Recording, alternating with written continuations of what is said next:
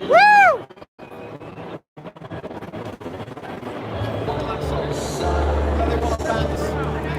It's got the word faggot in it.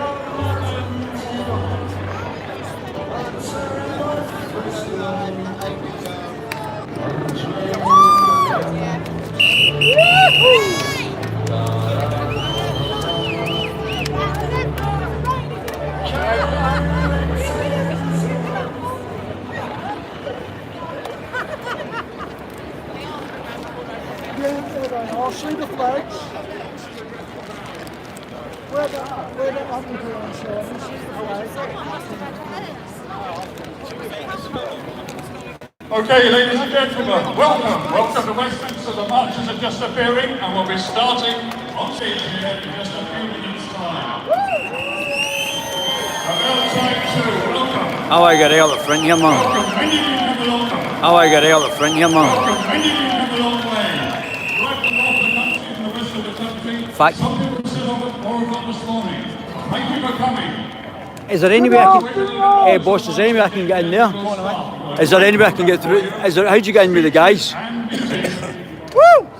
Round that way, hon. You've got TV station, you should be in there, man. I know, that's where I want to go. So hang around right to the bitter end, but it won't be a bitter end. It's going to be a great end. So hold on, just a few more minutes. Thank you for waiting. Thank you for your patience. Squeeze in there. Sweetie, how'd you get through there? I don't know. No idea. Oh my goodness. I'm no one employed, so I'm sure I'm meant to stay here. Pay me a £5. Will you? Will you lift me over? Give me a leg over. In fact, I do want to go over here.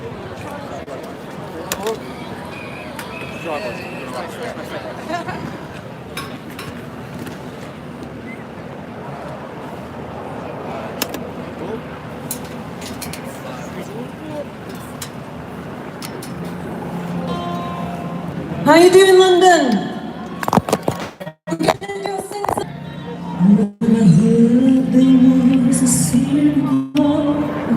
Baby played and it pleased the love. You don't really care.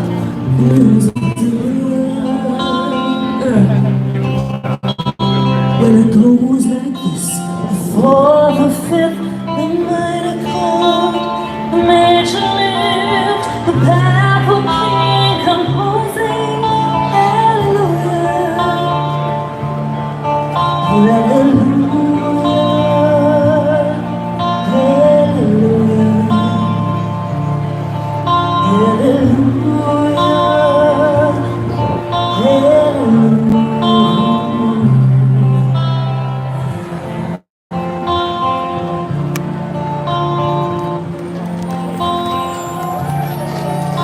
you're free with song, but you need a groove. You saw her baby in the room, the beauty in the moonlight overflow. She tied you to the kitchen chair. She broke your throne because your hair from your lips to the moon. Hallelujah. Hallelujah.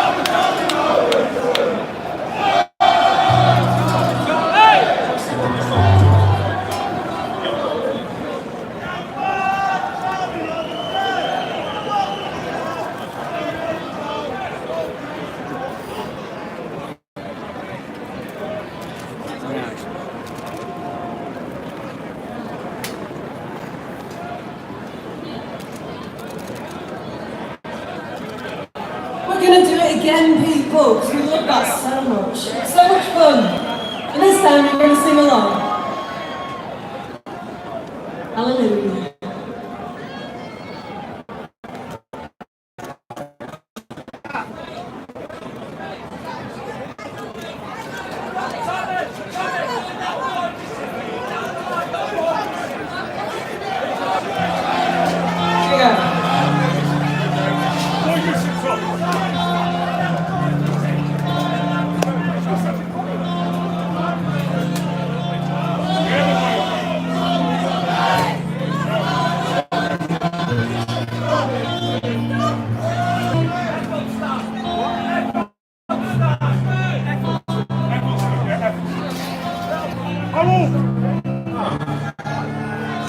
Pause the music for a minute. There's a little boy missing.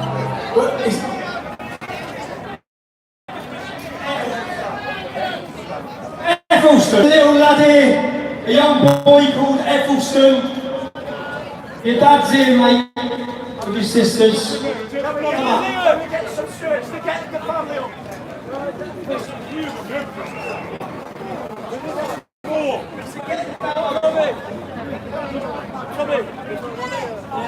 Oh, here he is. It's all right, he's here.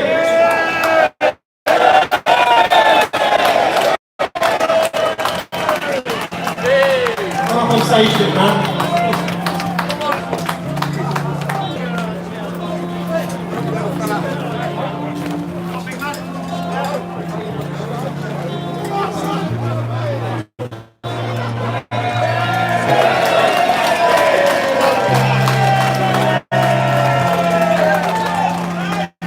Got any ties?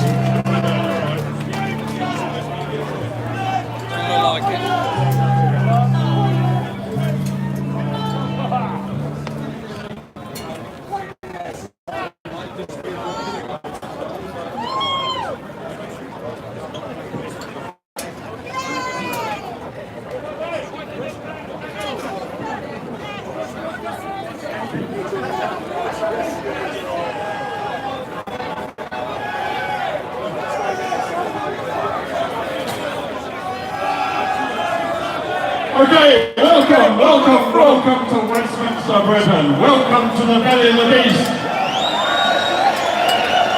Welcome to the place where they are betraying Brexit. There's Downing Street.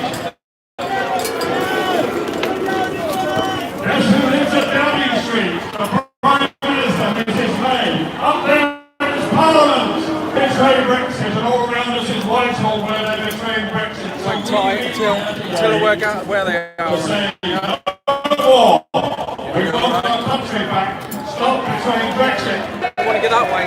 This way. Now the first speaker we have is a man who's fought all his life, his political life, the EU, written a book to get out of the EU, and it's well worth reading. He's also the man that earlier this year single-handedly saved UK.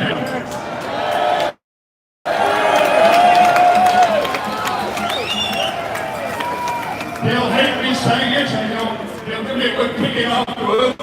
Like it, Gerald Bulldog Batten.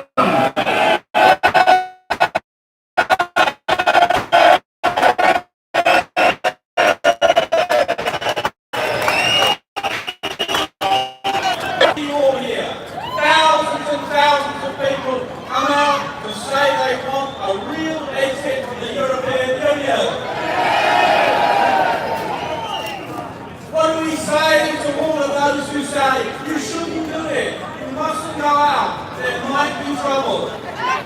Oh, we have been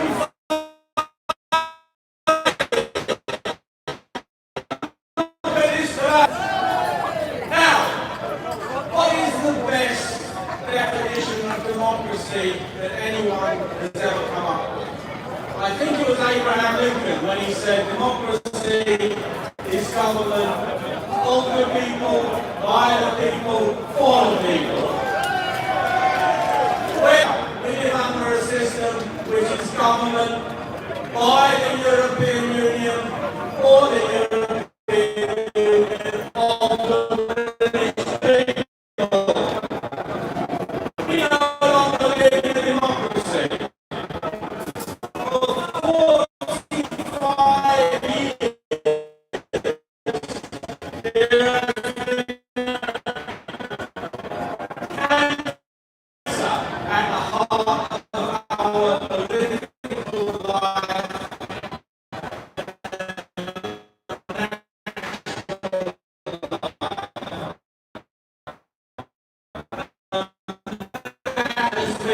membership of the European Union.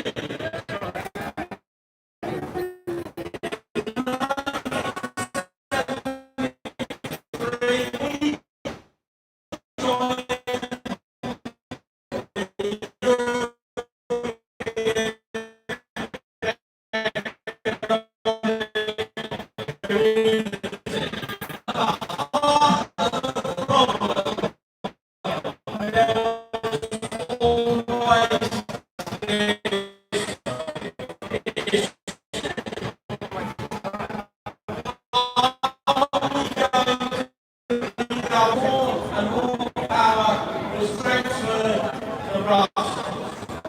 And meanwhile, throughout the decade, all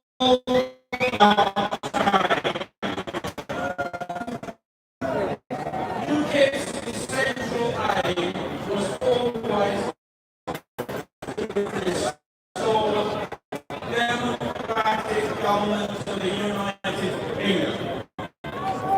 We want to be governed under our the country's destiny in your hands. This is a huge decision for our country. Perhaps the biggest we will make in our lifetime.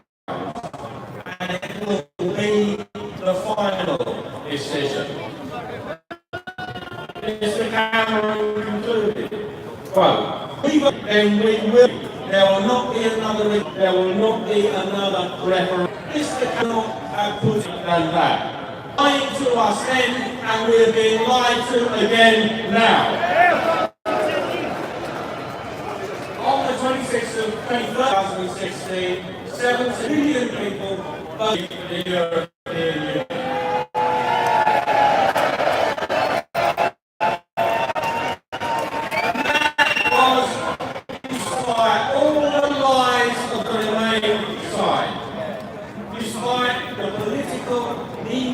And international establishment campaigning for Remain, they still lost. The British people have seen of the problem and decided by a majority to be governed by themselves and not from Brussels. Governed by themselves and not from Brussels.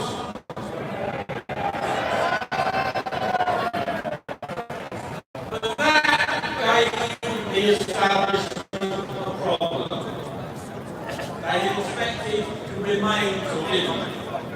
They had to come up with a plan that would betray the referendum. The first step in that plan was a Remainer, Theresa May, in charge of the leaving process. The second step was for Mrs May to divide with the European Commission, whereby the process would be repeated as long as possible, and then made to look so difficult that the Brexit referendum decision would eventually be overturned. The third step is where we are now. We have a withdrawal agreement with the worst possible terms, an agreement that neither satisfies leave or remain. The fourth step, which is coming, will be to reverse the referendum decision completely. This is where our political establishment is now. The whole elaborate charade of the last 2 years has been to demonstrate to us that it is just too difficult to leave and we have to remain inside the European Union. Next week, Parliament is likely to vote against Mrs May's deal. They may seek even worse terms for a new deal or find a way of reversing the decision of the referendum altogether.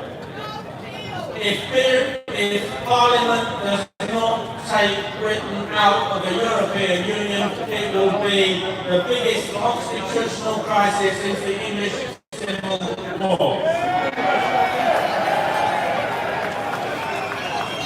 In 16 1942, the King put himself in opposition to the Parliament.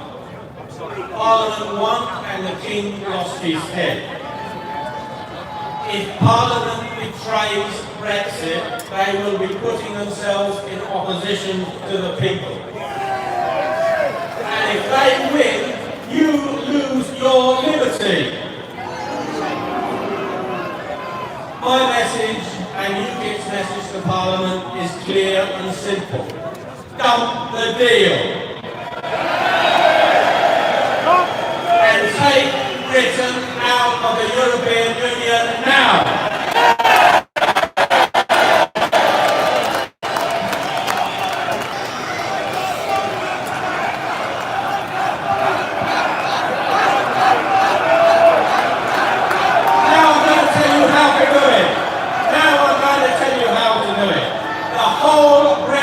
Process has been conducted on an entirely false basis. That we can only leave the European Union. That is not true. I have said consistently for 25 years that the only way we'll leave is of unilateral and unconditional withdrawal. We must leave under our terms and not the European Union. This is what a patriotic government and parliament would have done, and it will never be too late to do it. First, we must repeal the European Communities Act 1972. Then we have left under our law, not the EU's law. Having done that, chaos would not ensue because all EU law would stay in place anyway by means of acts of Parliament. But Parliament would then to begin to repeal and amend those laws in accordance with his and our timescales.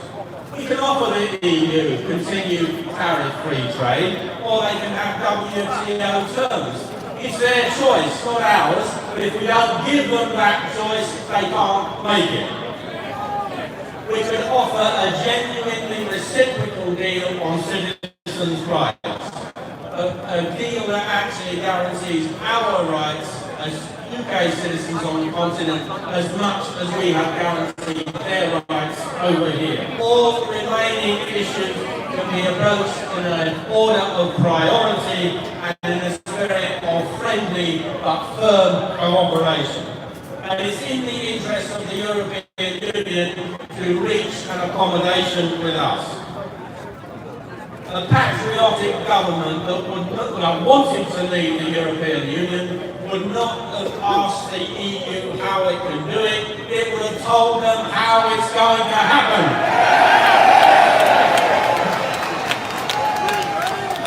What can we do to bring pressure to bear? The referendum was achieved by the UKIP electoral threat. The only way we will ever achieve a real exit from the European Union is to rebuild the UKIP electoral threat once again. We're here today because we believe in our country, its laws, our constitution and our democratic process. Conservative and Labour MPs were elected in 2017 on manifestos that said that they would honour the decision of the referendum. Now they intend to betray the referendum if they can get away with it. The most important thing to a politician is votes, winning them and losing them. The political class will only pay attention when they start losing votes. Help us to take their votes away. I want to make UKIP bigger and stronger. I want UKIP to organise in every constituency and take votes away from the treacherous and treasonous political class. We need more members, more money, more organisation, more candidates. country, we believe in our democracy. We're going to fight to restore our democratic freedoms by winning those votes at the ballot box. And I can't do that on my own. I need you, and I need all the hundreds of thousands of millions of people up and down the country who want the Union to get behind us. I want you to join UKIP. I want you to play a part. Let me finish off. Our message today, plain and simple to Parliament, is dump the deal. Yeah! Brexit means exit. And exit means now, under our steam, not how the European Union tells us it can be done. Please help us and UKIP to make that happen. Now, I'll finish now. I promise I'll finish. Some of my colleagues tell me that I should be concentrating on Brexit. Kind of overlooking the fact that that's exactly what I've been doing, while some of them have been lining their pockets in Brussels.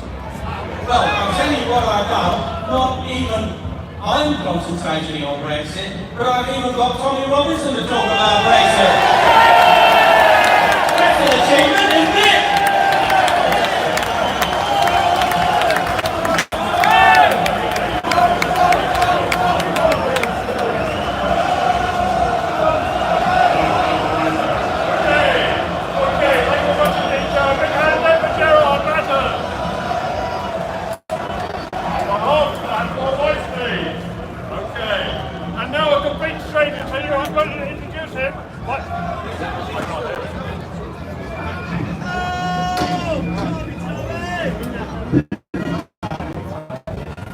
Okay, fantastic. Thank you, Gerard. What did he say? Dump the deal! Dump the deal!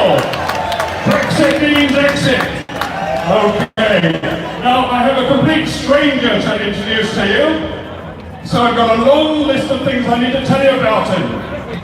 Actually, there's just one word, and it's this word. It's Tommy!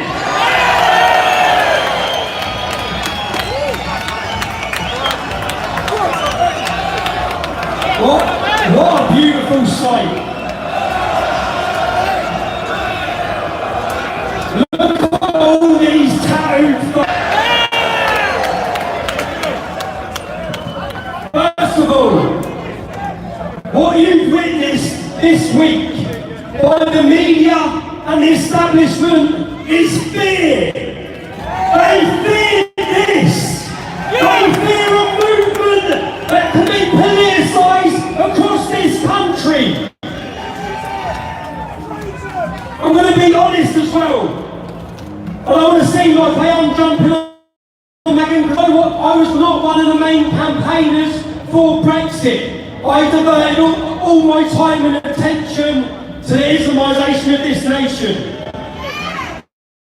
The reality is, whilst we all the problems that I speak about, all the problems that I raise cannot be solved and cannot be sorted unless we govern our own country and we're not ruled by bureaucrats in Brussels.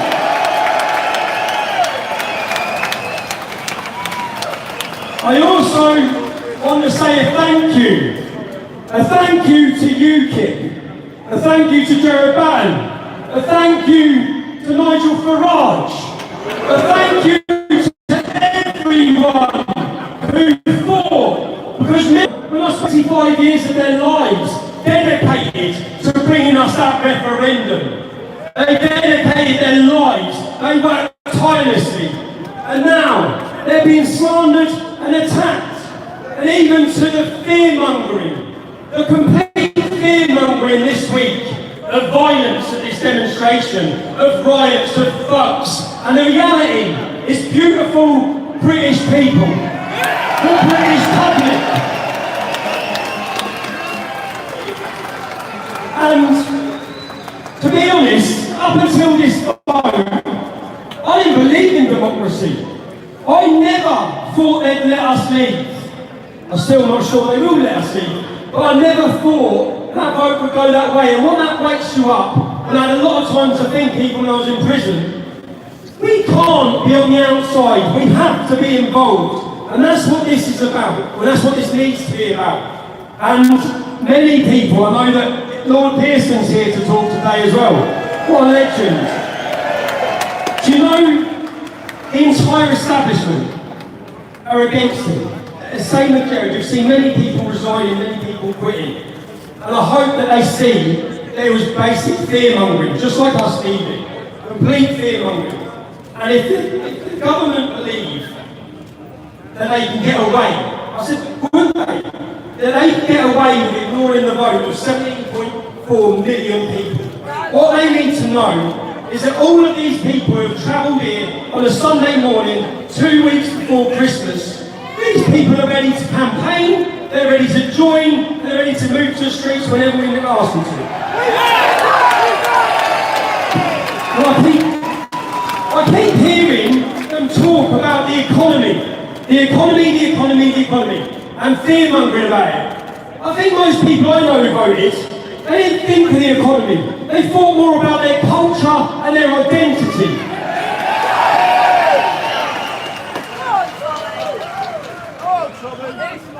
I did prepare a speech here, but to be honest,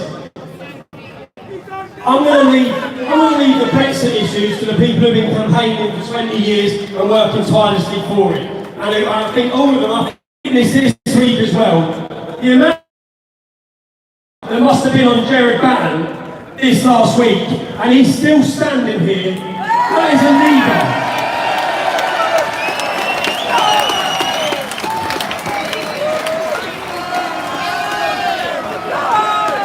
I'll say a few more words at the end, I'm going to hand you over here. And again, you know what? Every single one of you that have travelled here, I want to say a personal thank you to every one of you that make events like this possible, to all of the stewards, to the police. We thank the police today as well, they've been great as well. So thank everyone here. Thank you very much indeed, Tommy! Big hand over Tommy! Tommy Wellington! And you're going to hear some more from Gerald Batten and from Tommy Robinson before we close. But now, we're going to tackle the whole problem of mass open-door immigration. It has been foisted upon us by our political masters all around us, and to help us through this one is Paul Oakley, who is UKIP spokesman on immigration. Paul, here we go. Give him a big hand.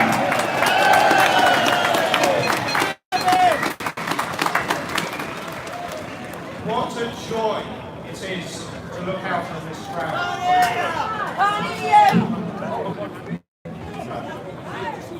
Look at this crowd.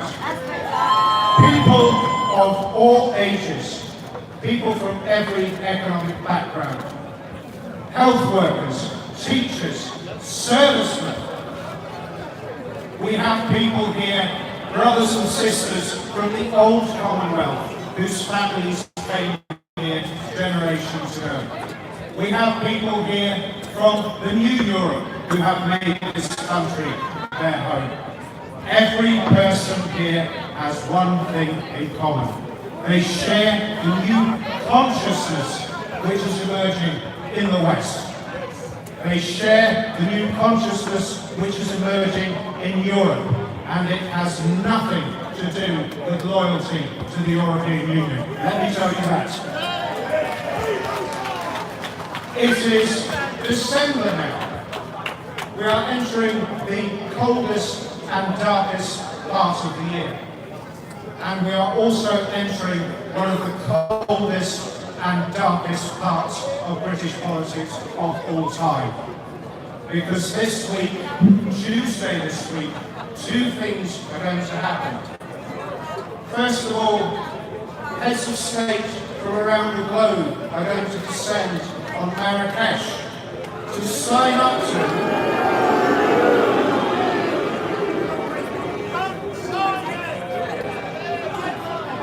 the Global Compact for safe, orderly and regular migration.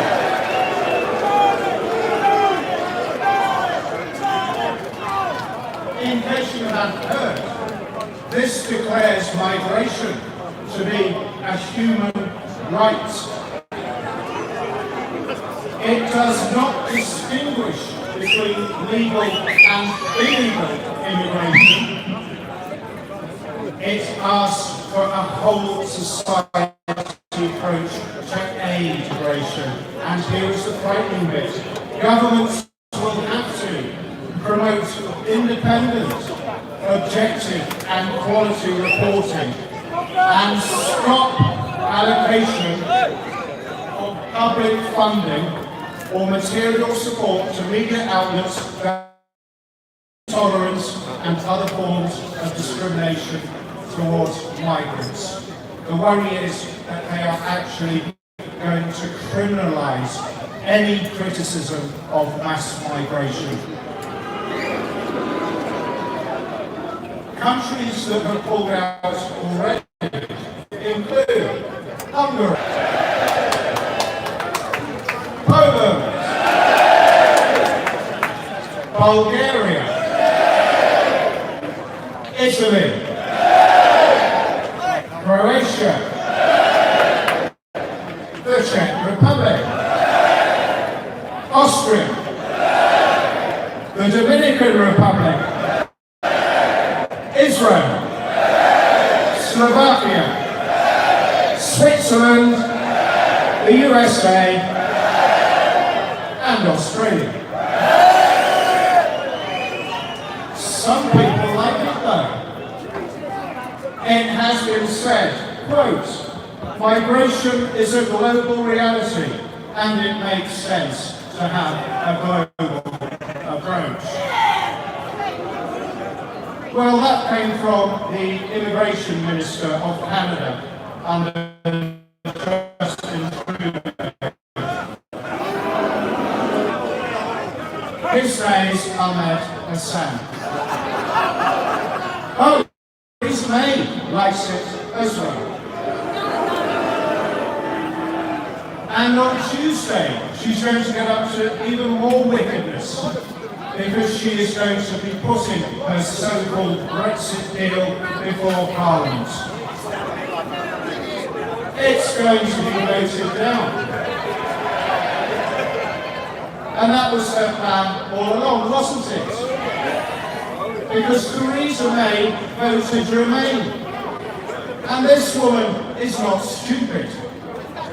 Let us be clear, you simply do not become the Prime Minister of this country unless you possess deep cunning. She always intended to betray Brexit. And the risk is we're now going to get a second referendum. Tony Blair has said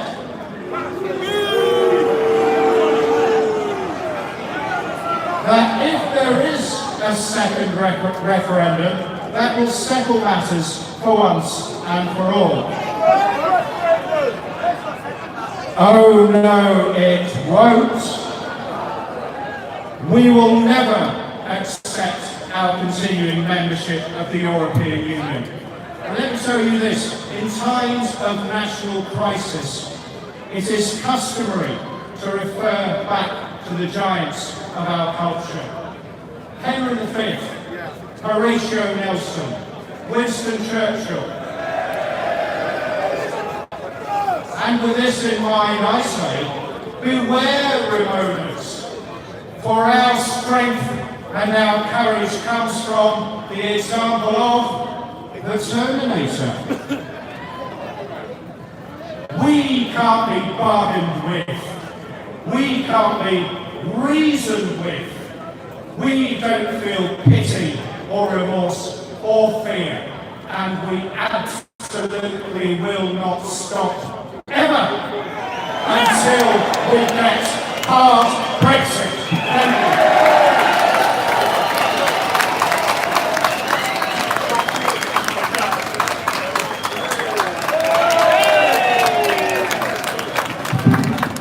Big hand there for Paul Oakley.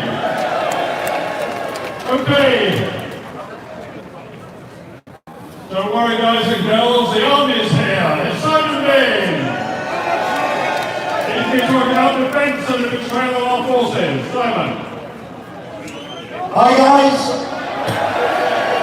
Maverick veteran here. I don't normally do politics, but I would sell my soul to stand, fight and protect Her Majesty the Queen and my country.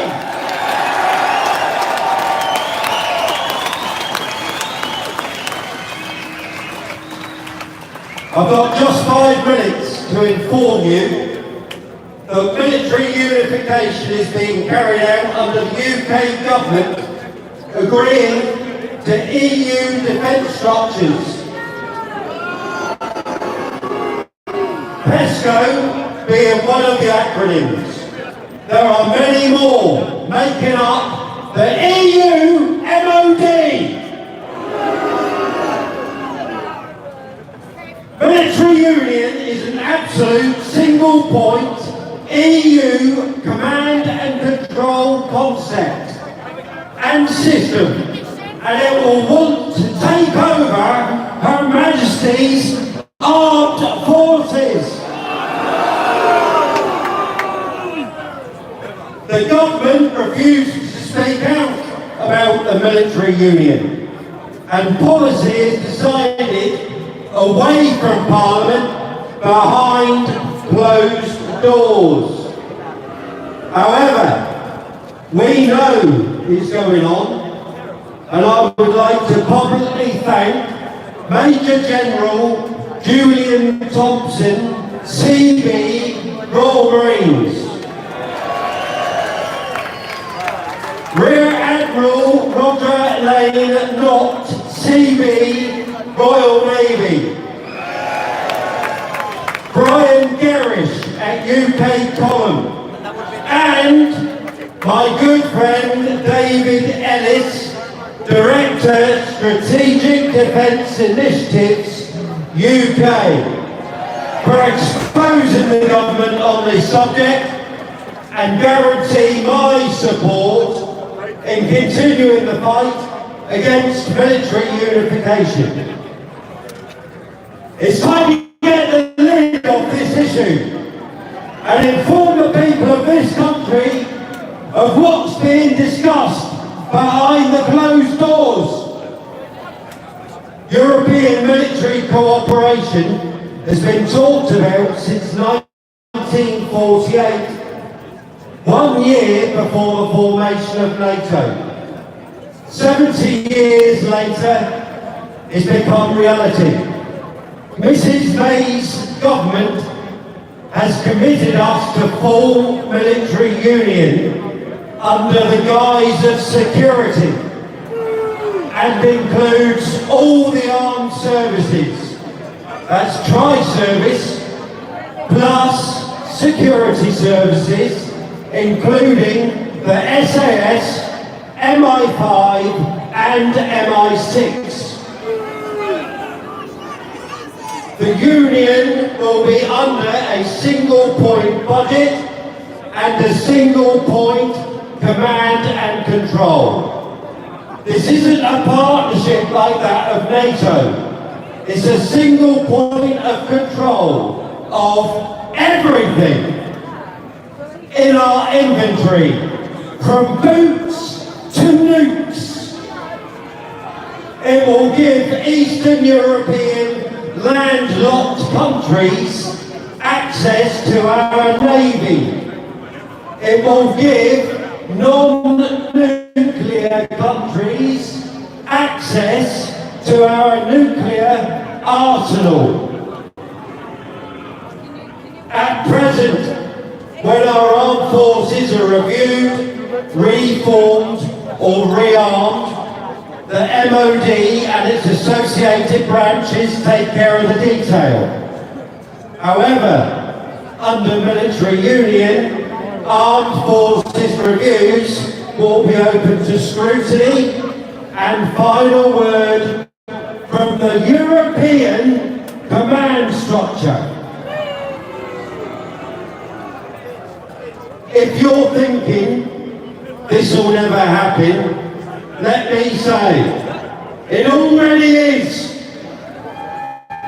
Unification exists between the UK and Germany and the UK and France. Earlier this year, 3 para were EU exercise in Sarajevo, Bosnia-Herzegovina, displaying EU insignia on their uniforms, whilst a commanding officer saluted the EU flag, whilst the European anthem Ode to Joy was being played. The EU already subcontracts to NATO, disguising the fact military union is already in play. Similarly, the government doesn't want you to know that an EU joint headquarters is located at the Royal Naval Nuclear HQ at Northwood and is staffed by up to 100 EU personnel with a direct line of communication to Brussels. This JHQ was built by the Royal Navy to full NATO nuclear specification through direct funding, and there are 3 more of these JHQs in Potsdam, Paris and Greece. Each one of these HQs can trigger a full military operation on a pan-European basis with boots on the ground in under 24 hours. How safe do you feel now? If you truly believe in your country, your sovereignty, and want to continue sleeping in your beds in the knowledge that your armed forces are standing a post to keep you safe, you must bring this issue to your MP. Irrespective of what party they represent in your area, my advice is to broach the subject of military union on the MP's Twitter feed, which is open source and reduces the risk of deniability. Throughout history, its ability to defend itself, and this can only be achieved through autonomous command and control, the ability to keep the enemy guessing, and a pact with our allies that allows us to defend our own areas without interference, fear or favour. The only Brexit deal agreed by Mrs May's government is military unity, and the politicians have been whipped up and intimidating into saying nothing. We need Jared and his team to break the parliamentary silence.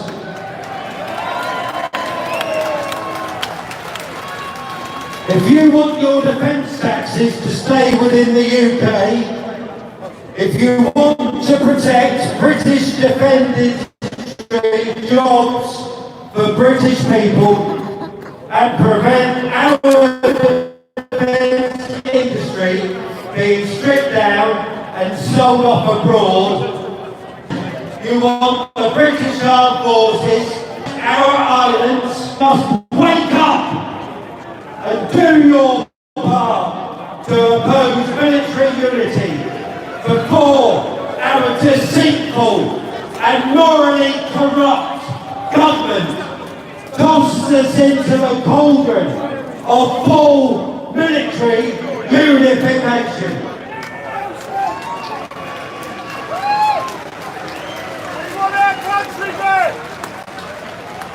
The price of such a folly as military union will be far more than the people of this country can afford to pay.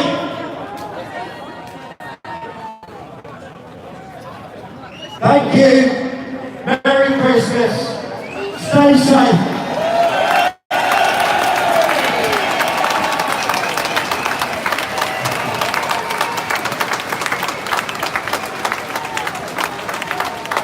Thank you very much indeed, sir. Thank you very much indeed. Okay, well, you had a lot of talk up here on the stage here, but I think it's time we heard from you. In fact, I've heard a little bird has told me that Mrs. May and her husband may just be having a little quiet Sunday lunch round the corner. I think she needs to hear from us all, doesn't she?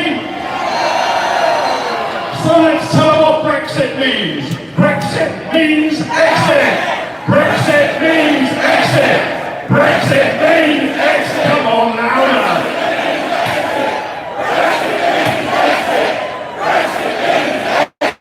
Can you hear us, Mrs. May? Can you hear us? Thank you very much indeed.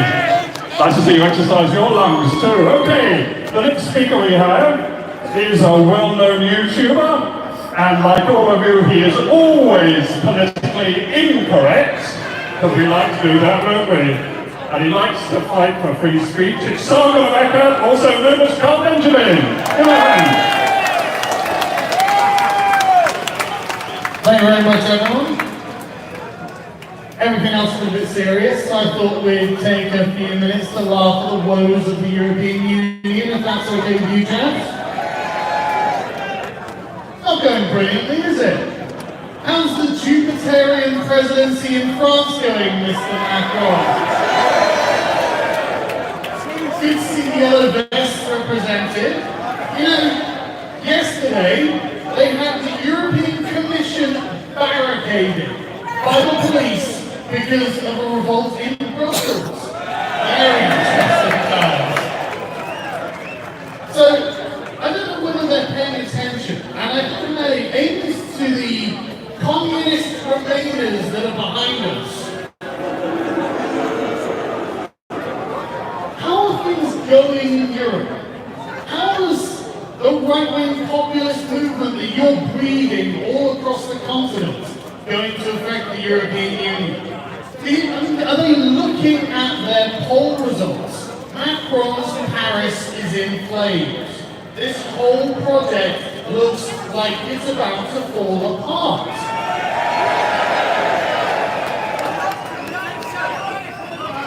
I mean, what do they even think that we're staying in for? Like, they've got, what, hate speech laws that they want to extend to criticizing mass immigration. What absolute nonsense this is. And that's just the start of the invasive bureaucracy that wants to comfort every minuscule part of your life, because they won't leave you alone. At every point they demand more sovereignty, and at every point the spineless conservatives seem to want to give it up. Because this is genuinely the problem that we're coming into. Who makes the decisions of your life? Is it the technocrats in Brussels, or is it you, the good people of this country? And have you looked at the people who would deign to rule over us from their ivory towers? Has anyone seen a picture of Guy Verhofstadt? Like, I don't want a bunch of socially illiterate bureaucrats telling me what I can and can't say to other people in my daily life. Like, I don't want to swear, but yeah, basically, effort. And the thing is, anyone who wants to protest this, where do we have to go? Like, I'm a liberal, I don't know where else to go. I can't go to the Tories because they're effectively the Labour Party. I can't go to Labour because they're full of communists. And I can't go to the Liberal Democrats because they're Remainers.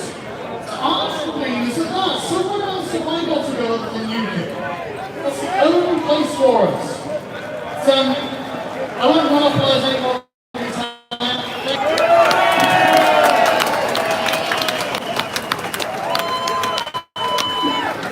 Thank you very much indeed. Excellent. Very good. Nice short, brief one. Okay. Now, you have to bring in the next speaker. Okay. He once was a Tory. But he's seen the light. He's a member of UKIP in the Welsh Assembly. He's come all the way to Wales. Neil Hamilton, give a big hand. Well, good afternoon, everybody. Prynhawn Dai Gyd, as we say in Wales. Well, this magnificent crowd is gathered here today to send to Mrs. May a very short, sharp message. And I'm looking for suggestions as to the message we might send to her. Keep it clean, keep it clean. Well, you've got to give Mrs. May one thing. She is a political genius. She has been able to do what I never thought anybody would be able to do. She's come back from Brussels with an even worse deal than being a member of the EU as we are now. So yes, we've got to dump the deal, but we've also got to dump her. And answers on a postcard, please, where that might be. Now, when Tommy Robinson finished up his speech earlier on, he said he was going to give way to those who had spent the last 25 years of their life to fighting the EU. Well, I know I don't look it, but I'm old enough to be able to say that I've spent the last 50 years fighting the EU. 51 actually, because I joined the Anti-Common Market League in 1967, before you were born. Well, I never thought actually we would get the referendum in my lifetime. But of course, it's not over yet, because the Remain establishment at all levels are doing their damnedest to reverse the results of the last one, because they will never accept the decision of the British people to do something that they don't want to do, which is stand up for the United Kingdom as a free, independent and sovereign nation.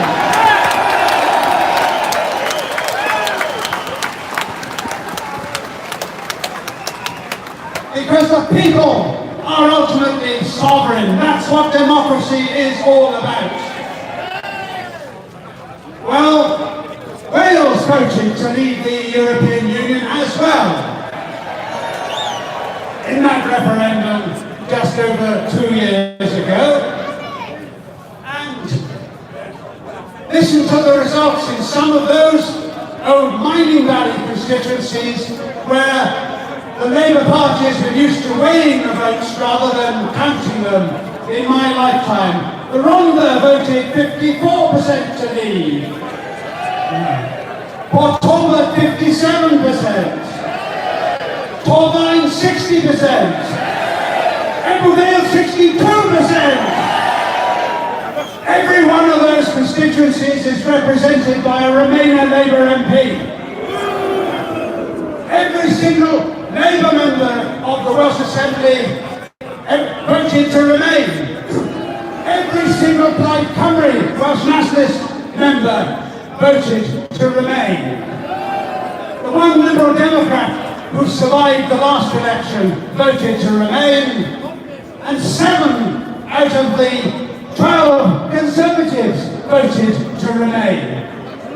We've got 60 members in the Welsh Assembly, and only 11 of them voted to leave. This is a parliament which does not represent the people any more than that monument down the road does. And who pays the price most of all of Britain's membership of the European Union? It's the poor.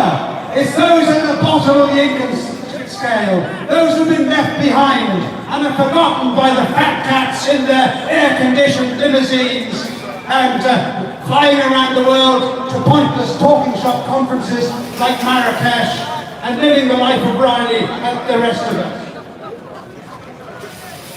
23% of all the households in Wales live in fuel poverty, spending more than 10% of their income on keeping warm and keeping the lights on. Yet we have a Remainer establishment that insists on putting up the price of electricity with green taxes to pay for forests of useless windmills that are now littering and desecrating the hills of Wales. The Common Agricultural Policy is a massive scam that puts up food prices. The European Union has a tariff regime that puts up the price of clothes and shoes.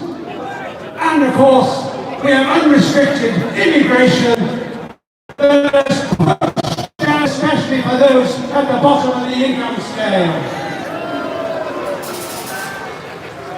So today we've got a Labour Party that believes in soaking not the rich, but soaking the poor. And they're doing this as agents of the bureaucracy in Brussels because the people who call the shots, take all the big decisions, are not elected by you and me, but they're put in place by fellow members of the globalist European establishment. Well, the game is up already. Because populist movements are on the rise throughout Europe. Why is it that otherwise peaceful, law-abiding people are now setting Paris ablaze? It's because they're not represented by their president, who is the agent of a foreign power.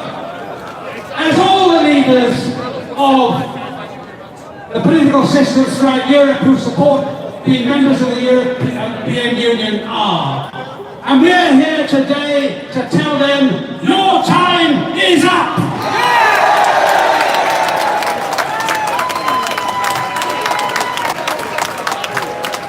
Thank you very much indeed, Neil Hamilton. Thank you. We've only got half an hour left, but we've got lots more to do. We've got more singing to happen. We've got Gerald's coming back on again, and Tommy's coming back on the stage. But I've just heard from the Downing Street Pat. The last time you sent your message to Theresa May, she turned the volume up on her television set so she couldn't hear you. Can you believe that? So I think she better hear us again, hadn't she? Okay then, let's see the Mrs. May down there watching telly or whatever she's doing at the moment. Let's hear it from her, from us. Brexit means exit!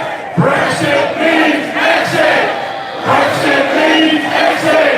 Brexit means exit! Are you listening, Mrs. May?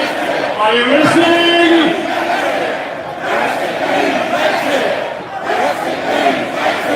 You're on fine voice, thank you very much indeed. We might have another little call a little bit later just before we go home, shall we? Okay, the next speaker we have coming on board all the way from Northern Ireland is Robert Hill from UK. Robert, come on up here.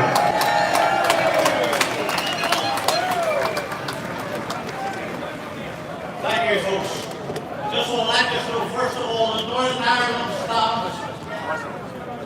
Northern Ireland stands with you today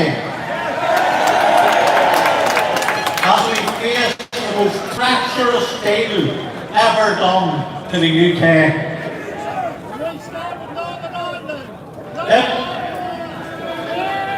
Thank you. If this disgraceful deal goes ahead, the UK as a whole will be trapped in the European customs area with no way of conducting external deals with the world's largest countries outside of the EU. But worse still, because of this deal, Northern Ireland would be farmed off into a different customs union, separated from the rest of our nation and our largest market by an economic border down the Irish Sea. Northern Ireland would be handcuffed to EU single market regulations EU directives, EU customs and tax rules. Worse still, this abomination of a deal will leave us subject to the rulings of the European Court of Justice. It would create a democratic deficit where Northern Ireland would be subservient to EU laws. More lies surround this so-called backstop not being used, as it's claimed by the government that another better deal will eventually before it's rolled out in 2020. Again, rubbish. The backstop that Mrs May has gifted the EU is so favourable, they'll simply sit back, laugh and wait for it to kick in. Why would they offer us a better deal, which she has already given them everything they asked for? The sovereignty of the UK would be permanently damaged, and we would be paying 39 billion for the privilege. Now is the time to say enough is enough. I urge you all to write, email or phone your local MP today or tomorrow. Warn them that voting for this cowardly deal will be an unforgivable act of treason against the people of this country.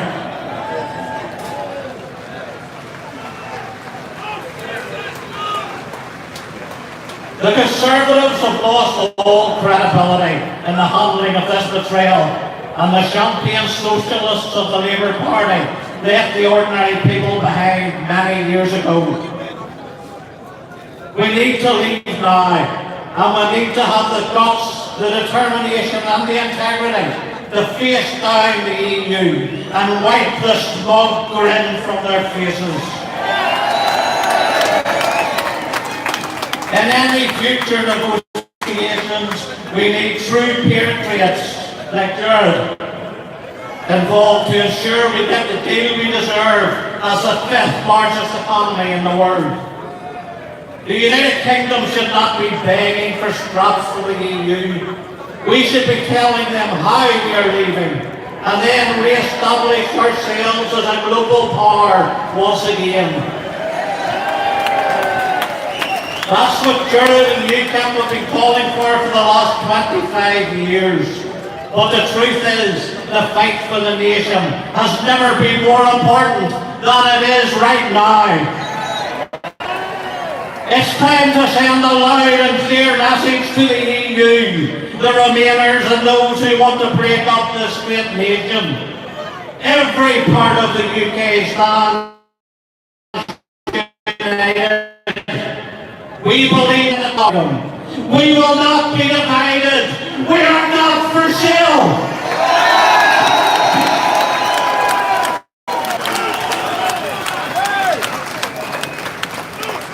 Thank you very much indeed. Thank you. Lovely. Thank you for that. Okay, next we have another UKIP MEP. Gerard is a UKIP MEP, and we have another UKIP MEP, hot from his farm in Norfolk, Stuart Agnew. Well, what an incredible experience for me. What an incredible experience for me. It's not working. Third time. What an incredible experience for me. I've never spoken to so many people, and this gives me an opportunity to nail my colours to the mast. I want to salute the bravery of Gerard Batten, the bravery of Lord Pearson, and the bravery of Tommy Robinson. Many of my colleagues do not like me being here, and my response to them is to hell with you. We're now going to talk about farming. Many farmers are frightened of a no deal. They needn't be frightened of a no deal, because farmers across the Channel are even more frightened of a no deal. The Dutch vegetable producer wants our market. The French wine producer wants our market. The Spanish fruit producer wants our market. And they want their political masters to stop faffing about and organise a proper deal. Now, although we are supposed to be getting our farming policy back, we will not get it back whilst the EU has sovereignty over our environment policy, because the two go together. What do they do in the EU to make farming difficult? Regulation, and they are banning pesticides one by one. These are materials that have been approved by our own safety inspectors here. And every time this happens, it makes it more difficult to produce your food. And in the end, it gets so expensive, we give up. And you end up buying food from foreign farmers who use the methods that we are not allowed to use. Now, finally, there's another big scam. It's called man-made climate change. And farmers are supposed to be doing something about it. And they are told, you must reduce your CO2 output. Well, there's only there are two ways we can do that. We can either use glyphosate and grow GM crops, but the Green lobby hate glyphosate and GM crops even more than they hate carbon dioxide. So to reduce our CO2 emissions, we will have to reduce our tractor use, which means we will have to abandon some land. That means the food that land did produce will be produced by foreign farmers who have no problems with CO2. Gas called methane. It's emitted by our ruminants, our cows and our sheep. Our farmers are going to be expected to measure the methane that the cows produce. If you've ever tried it, it's very smelly. The only way that we can actually reduce the methane that they produce is to stop feeding them grass and to bring them inside and feed them corn and soybeans instead. Now, the Green lobby love to see cows outside eating grass. They can't have it both ways. So what can we do? Reduce the numbers of sheep and cows and make up the difference from foreign produced food who couldn't give up methane. There's another greenhouse gas called water vapour. That's the cloud cover. Fortunately, the Green lobby aren't stupid enough to make sure it doesn't rain. So that leaves the last one, called nitrous oxide. How do farmers produce that? They produce it by growing leguminous crops like peas, beans and clover. Now, the Green lobby love leguminous crops, but they hate nitrous oxide, mainly because they got it muddled up with nitrous dioxide, so they are in a real muddle. Now, finally, to finish up, the farmer himself can produce or reduce some nitrous oxide, because when he gets amorous around his wife, his lower body changes shape. You may have noticed. In order for that to happen, he first has to produce some nitrous oxide. So chaps, if you really want to save this planet, it's not just a matter of not doing any sex, you mustn't even think about it. Thank you. Thank you very much indeed, Stuart. Thank you very much. Very good indeed. Okay, we're coming towards the last bit. We've only got 15 minutes left, so I'm going to ask our last speakers to be very brief, because we need to have time for the national anthem at the end. And I would love to have another call to Theresa May, okay, so she can really hear us. But okay, the next speaker we have is Mike Shaw. Mike Shaw has been at sea all his life, one way or the other, with a fish all his life. Mike Shaw. Thank you. Hello, Brexiteers. I've been asked to speak about fishing. Well, it's been quite short. Two words sum up the treatment of the British fishing industry. They are utter betrayal. The British fishing industry has been kicked around, lied to and used as a political football since Ted Heath's sellout in 1971. Recently, in a blaze of headlines, the supposed arch-Brexiteer Michael Gove MP launched his latest effort to convince fishing communities that they could trust the government and not sell them out. The Environment Secretary claimed that the UK could reclaim its waters from EU control, limit the number of EU vessels coming into British waters, allow British lawmakers to adapt and repeal post-Brexit the disastrous common fisheries policy. Rules that should never have become UK law in the first place, except for the qualification that all the measures outlined in the bill are subject to the wider EU exit negotiations. Spin or lie?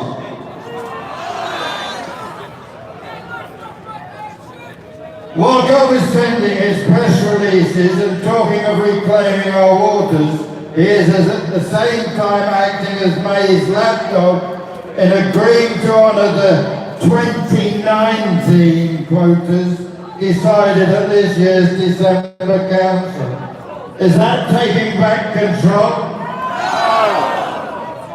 British campaigners in the town where I live, June and Paul, have led the fight to have pulse fishing banned.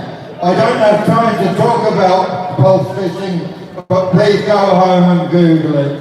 You will be horrified.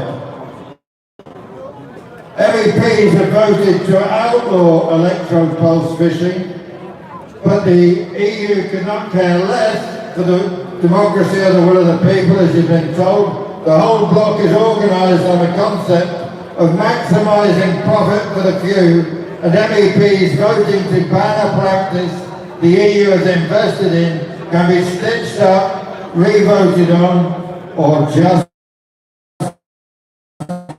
ignored. Just trying to cut a bit more old chance. The survival of the industry hinges on leaving the common fisheries policy in full. Establishing a 200-mile exclusive economic zone, severely restricting if not banning EU vessels in British waters, and reclaiming the 70% of fishing opportunities in UK waters currently taken by EU vessels.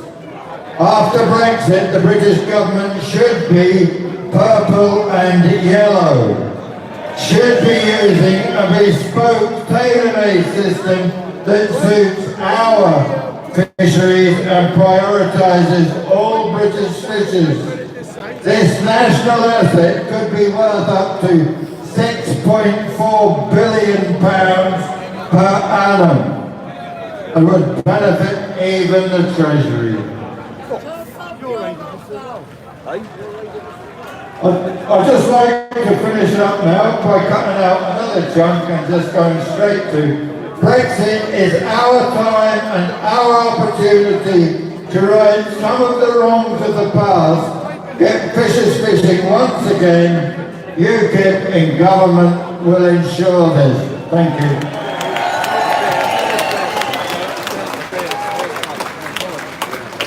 Thank you very much indeed. Now we're a wide open global lot up. We like to see what's going on around in the whole world, and today we have representing from Czechoslovakia, we have, let me get his name right, so I get it absolutely right, I don't insult the man. This is Lubomir Volny, who's a Member of Parliament for the Czech Republic. Give a big hand! Thank you very much. First of all, I would like to thank the whole UK team for inviting me over here, and I would like to thank to all of you because it's unbelievable what I can see. Once again, the people of Britain are showing the way for the rest of Europe. Once again, the Britain people are the light on the end of the tunnel. You showed us the way we would like to there is not much time left, let me ask you 2 questions. I know that you already answered them so many times, but I just love to hear it. Please, what do you want? And when do you want it? You are great, thank you!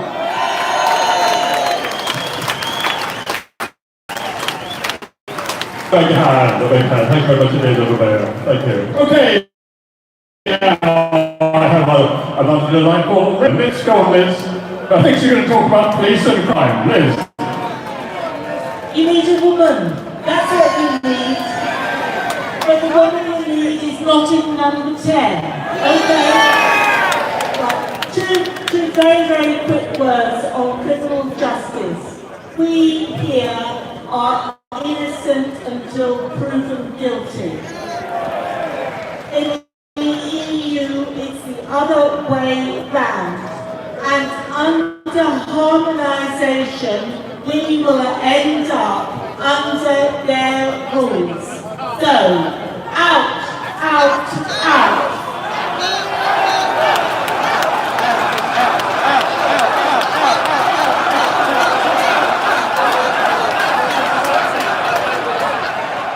Wonderful, wonderful. Thank you very much indeed, Liz. Okay, now it's my intense pleasure and privilege to introduce to you one of the most courageous politicians that I know. He finds himself frequently on his own in the House of Lords, which is stuck full of Remainers and criminals and others. But he stands firm for Brexit. I give you Lord Pearson of Barrack.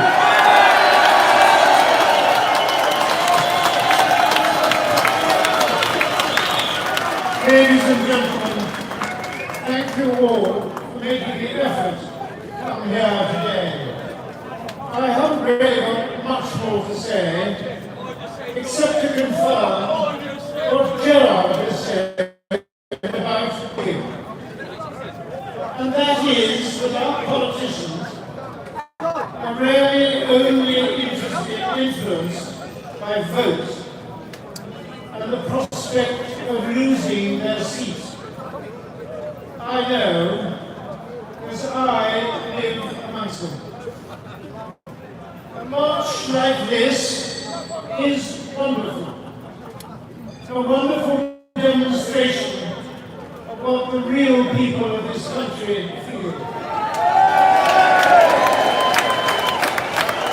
But, ladies and gentlemen, 1 million people marched against the Iraq War, and Tony Blair went ahead and devastated that part of the world.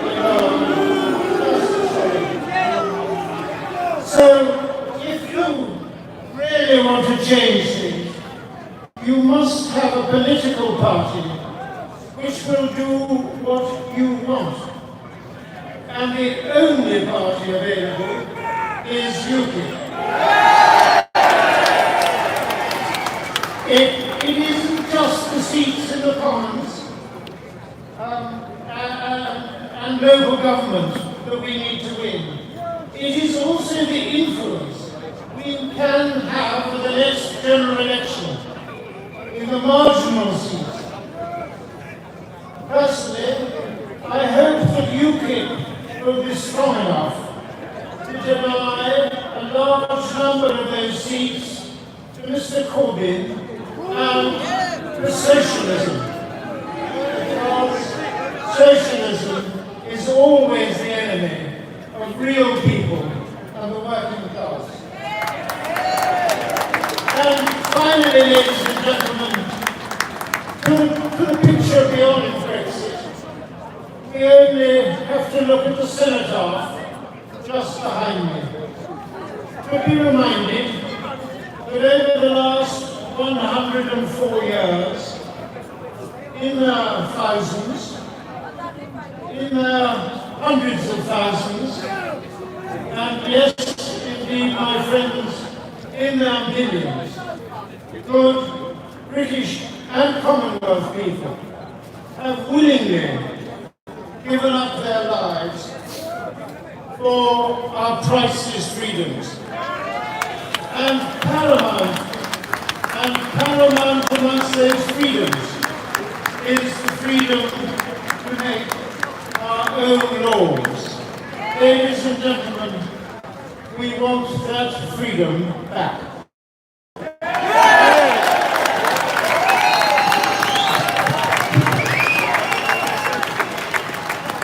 Thank you very much indeed, Lord Pearson. Some of you may have read in your newspapers that Lord Pearson had a lunch guest not very long ago, and that lunch guest got him into a lot of trouble in the House of Lords. And that lunch guest is our next speaker, Tommy Robinson!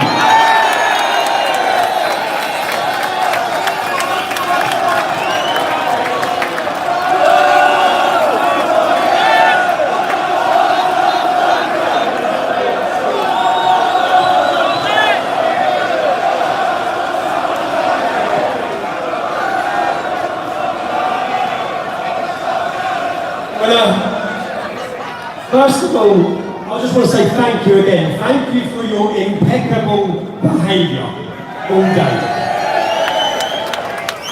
You know, I'm one of the 30 to 40% of people who don't vote. I've never voted. None of my friends have voted. I've never voted because there's no one to vote for. There's no one that speaks about the issues that affect me and in my town, and the issues that will affect my children's future. Now that issue with the British public, which is what we need to change. The Labour Party are the party throughout my family's history that they would have voted for. They're the party that used to represent the working class. They have betrayed us. They have abandoned us. 90% of Labour's MPs are middle class. We need a party. We need a political voice to electrify the working class communities of this country. And I believe for too long we've looked across Europe. For too long I've got excited about the elections in Sweden or in France or in Holland as we watch the populist parties grow. We watch across Europe the election in Austria, the election in Italy. And for too long we get excited about other countries. It's our turn and it's our time and this country is ready.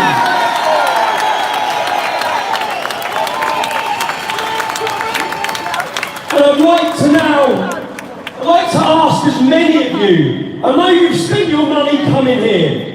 I know it's 2 weeks till Christmas.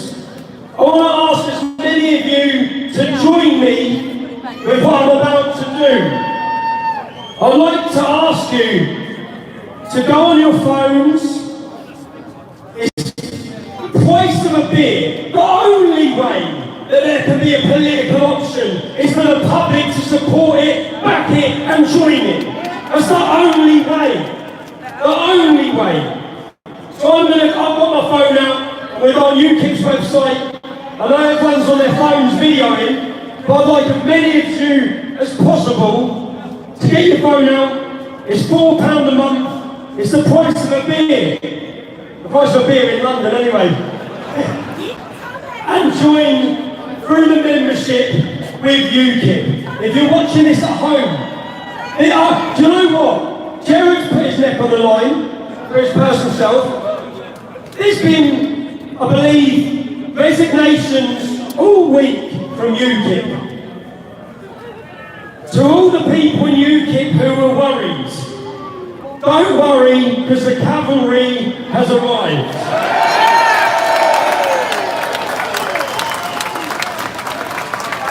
UKIP's membership since Jared Bannon took over.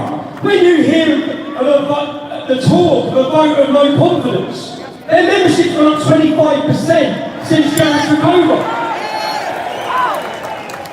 There's targets, and that trend and be a voice for the working class communities watching and listening to this. When no other politician will talk about Islam, no other politician will talk about the issues that you fear, the fear and the threat to our country. So as many of you as possible, if you're watching this at home, I'm going to go through the process now. This is going to be a bit of a chore, because usually when there's any forms of filling things out, I just say, Jenna, sort this out, babe. So I'm going to 30 quid for the year. £30 for the year membership, or £4 a month. So I'm going to go through this, put in your donation. Sorry if this is going to hold us up, I know the police have got a time frame on it. I don't know what name to pick.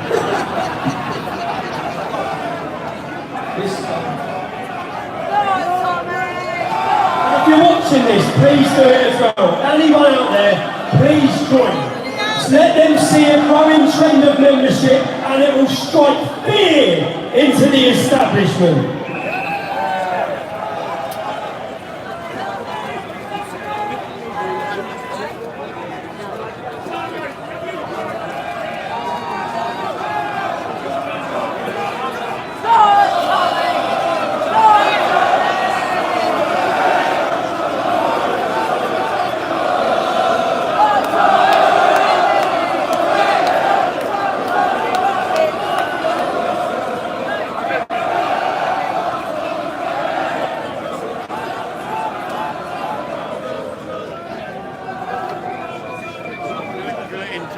Right, now just the final button, so I pre-put my bank details in.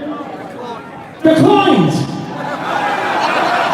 Jared, that's something you're going to have to sort out, mate. But again, I'll just finish my bit on a personal thank you to every single one of you, and let this be the start of a political mass movement in this country to represent every single one of you that feels voiceless, that has no representation, and more than anything, when I went to the House of Lords with Lord Pearson, and I saw the reaction, and I saw MPs, whilst under parliamentary privilege, saying disgraceful lies about me, I sat for the first time and thought, one day I'll be sitting in there amongst you. Just to trigger you all, just for but no, thank you every single one of you. Love to every single one of you. And I hope everyone has a great Christmas.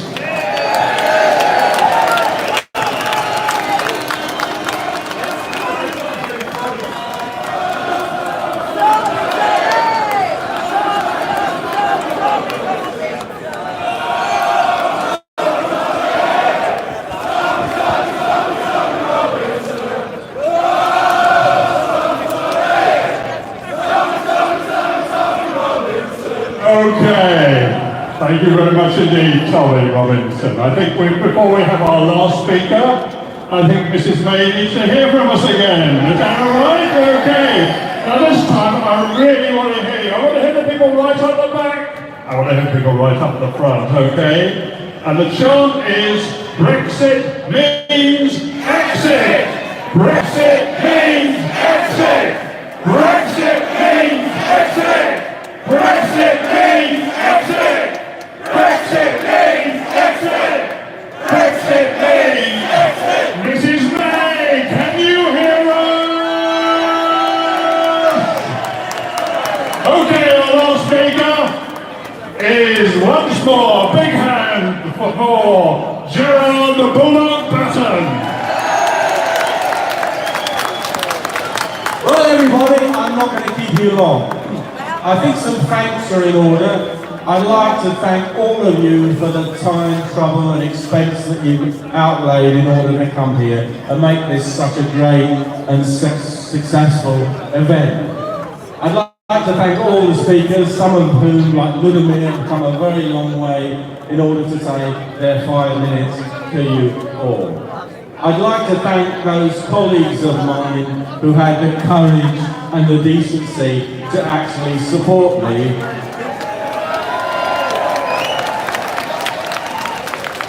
In what could have been a difficult week, except I know that the cause I represent and what I do and say in UKIP is supported by so many thousands, hundreds of thousands and millions of people out there in the country.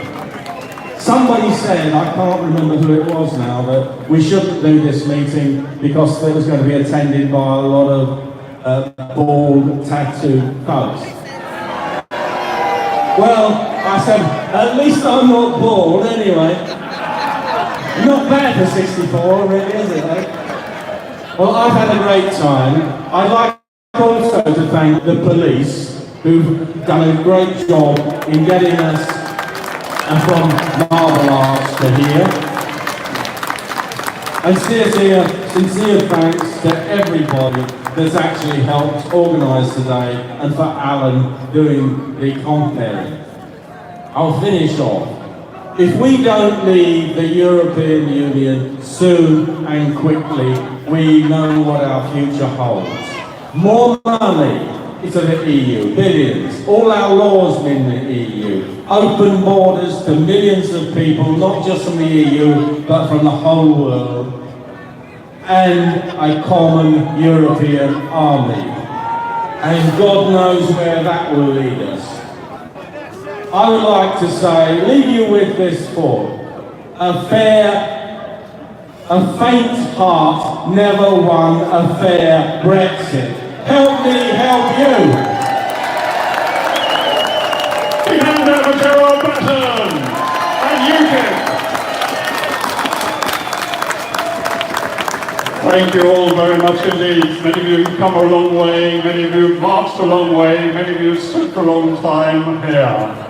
However, we're now come to the final thing, which is some singing. We're going to sing together, okay?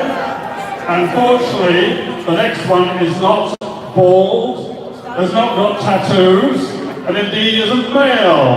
So let's welcome our singer. Thank you very much indeed.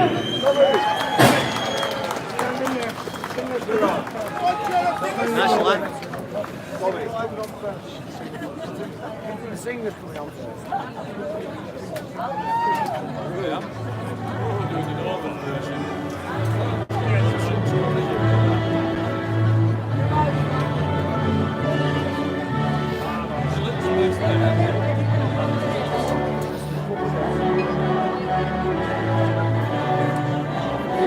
This is a song called Rule Britannia. Some of you might know it.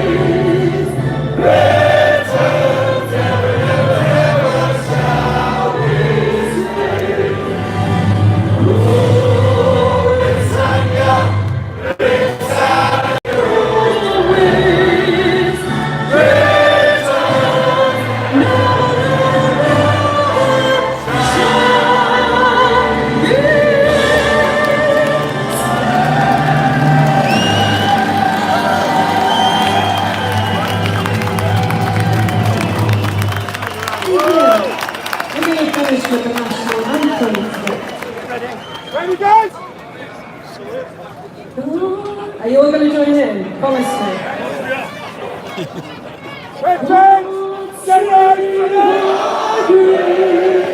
Just breathe.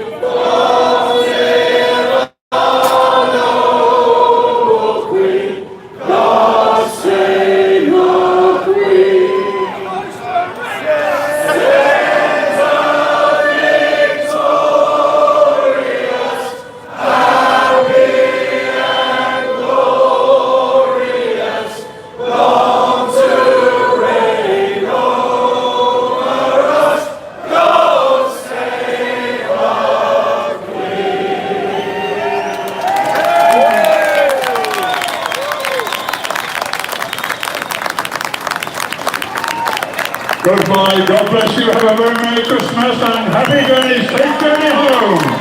And don't forget, Brexit means exit.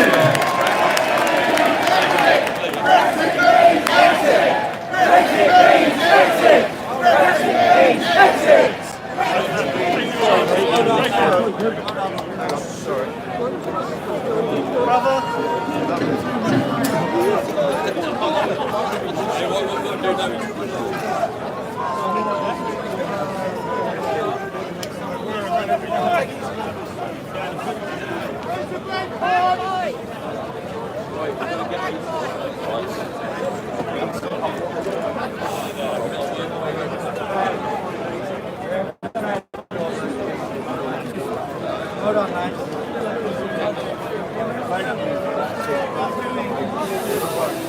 Let's go and see if we can do some interviews.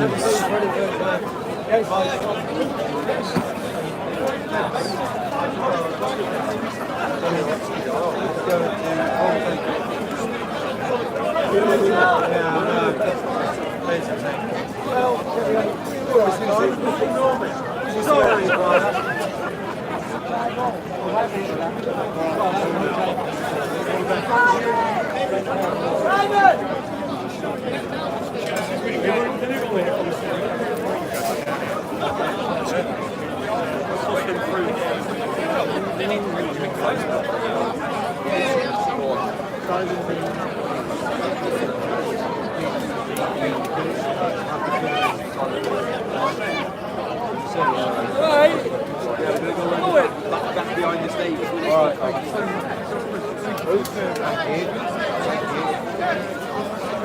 The people like you that we do. Who's that? Oh, sorry. Why don't you take his head off? Yeah.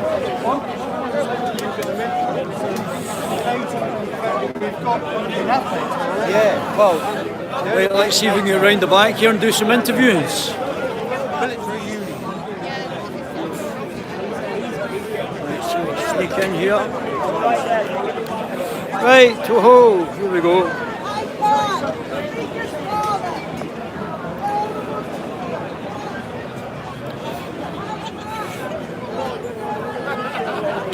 How do you get in the back?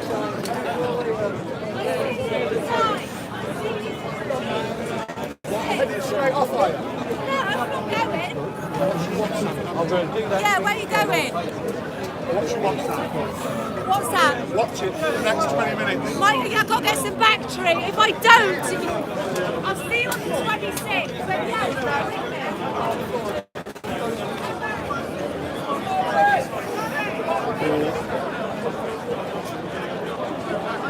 Where we go? Right up to the mill, mate. Yes, right up. Oh, sorry guys, sorry.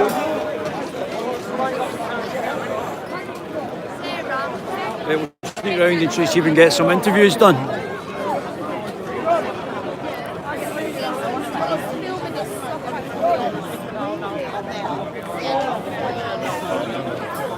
Where they come? Guys, can I squeeze in there? How we doing, Carl? You alright? Are you ready to do an interview? Yeah, I can do it. Fantastic, boss. Yeah, we're trying to find my lads, actually, but we probably can't do it here, to be fair. Do you want to do there? Yeah, let's go there. Alright, mate. What are you off to now? Hey, excellent. Oh, do you know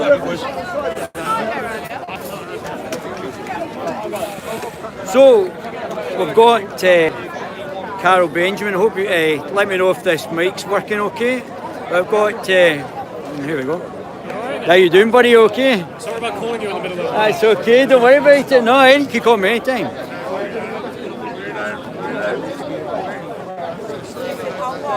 How you doing, Cam? You alright? Yeah, good stuff. Got your interview. This thing is... I like him all, yeah, it's still on. This thing's driving me bonkers.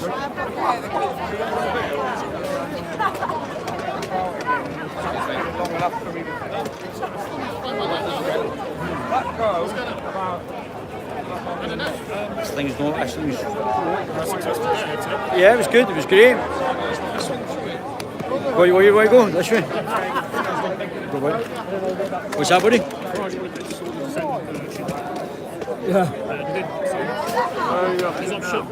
Yeah, it's a bit of a strange sort of situation. I don't understand the logic in it, and especially the timing as well. Didn't make very much sense. The people I've spoken to inside, at least tell me that basically... Where did Carol go there? Did she speak first? Email me. Have a good Christmas, yeah? So hopefully we're going to get Carol Benjamin on this. And get a wee chat with Carol, just what his impressions were, maybe a wee bit about what he's doing. That's okay. Mr. Benjamin, how are we? I'm very well, thank you. How are you? Not too bad, thanks. Well, Carol, this is really the first time we've had a serious chat, but I've been a big fan of yours, and I've done certain things have happened that have been coincidental to what you've been talking about. Oh, really? Like what? Well, when I was in Dubai, and when I came back from Dubai, I helped start or run candidates for the Scottish Libertarian Party. Oh, yeah. And you did a commentary on libertarianism and caps, and you were saying that it wasn't that sort of... I don't think it's... I don't think it's electable. That's the problem. Yeah. Well, I think, but I did my political compass test, which you've also done, and I came out as more of a liberalist as well. I call it a libertarian liberalist or a classical liberalist. What you call it? Well, yeah. There's really not that much difference in it. I interviewed you. Yeah. How you doing? I'm very well, thank you. He's very popular. I'm just in the middle of the interview. Well, so I helped actually establish it. Now the Scottish Libertarians, the single largest in Scotland now. That's fantastic, and there's a lot of natural overlap between the sort of classical liberal position that I would hold and a libertarian position, and on many issues we don't really have any differences. That's right. That's right. So I've got no problem with libertarians at all. But I actually did my political compass test, which you also covered, and I covered you about the sort of media calling you right wing when you're actually in the almost in the green box. I mean, I used to be a bit further left, but now I'm dead centre. Yeah. Oh, yeah. Well, I'm slightly to the right. I'm actually very similar to you. I just slightly in the libertarian right wing box, but I'm a centrist as well. Yeah. But they keep calling you alt right. I mean, really? Well, no, none of them have done nearly as much as I've done against the alt right. Yeah, that's right. I've actually done the work against them. They haven't. And I've got the grey in my beard to show it. Well, we've actually now got a liberalist groups up in Scotland, and we're actually running liberalist groups in Glasgow and Edinburgh, who are basically centrist libertarians. But you call it liberalism. We call it the Scottish Enlightenment. What's the difference? Exactly. What's the difference? This is where liberalism came from this country, England and Scotland. My goodness, I'm sick of the fact that we have to kind of pretend that it's someone else's baby. No, this is ours. We made it. That's right. We should embrace it. Yeah. That's what I say. And I'd love you. I know you're really, really busy, and I know you do a lot of stuff. But I'd love you to do stuff on the Scottish Enlightenment, because I think that would be very relative for you. It actually is. It's certainly something I'll cover in the future. Because I mean, your stuff's great, Carol. I mean, it really is brilliant. And one of the things when I'm ever feeling a bit depressed, a bit down, I just listened to your critique of the Young Turks, which that was absolutely brilliant.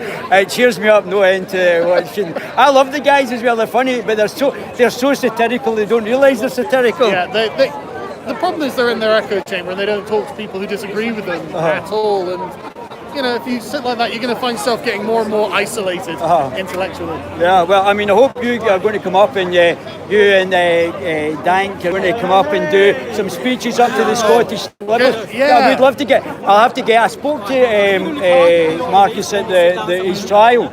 And I was having a chat, and I actually did a thing about the fact that this is the Guerilla TV channel. So we did it on the Guerilla TV the day before coming out. The Scottish Libertarian Party came out to support him as well. Right. And we'd love to get him along to do more stuff. Yeah, I mean, I would like to do something in either Edinburgh or Glasgow, like a live event. Well, we'll try and get you up and get Count Dank and get Milo and get Paul Joseph Watson to do the fringe, and that'll really put the cat amongst the pigeons. Well, yeah, but the thing I think I want really most is, because when Dank comes down to England and does his shows here, he's the only Scotsman in the room. Yeah. I want to be the only Englishman in the room for once. Do you? So yeah, I want to sit there making jokes actually, so I don't get the luxury. So, that's fair. Well, once. Sorry, yeah, I think Jonathan, that's fine. Yeah, that's great. That's brilliant. But great. Thanks very much, Jonathan. How you doing? And this is Jonathan Wong. How are we? And Jonathan Ajovsky. Right. Well, that's great. That's fine. But that's a wee thing from Carl Benjamin there. Great guy. And watch your stuff. Sargon of Akkad on YouTube. Absolutely fantastic YouTuber. But let's try and get some more of the guys in there. I see Avi's there. Maybe talk to Avi again.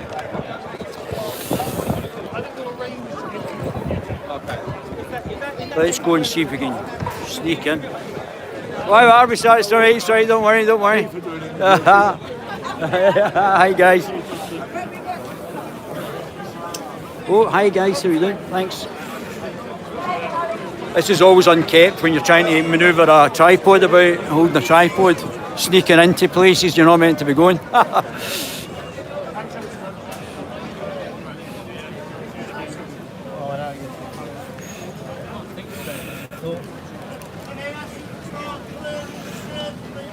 So let's see if there's any we can get in the gangs as well. Try and set up down here and hijack them as they go down, come down.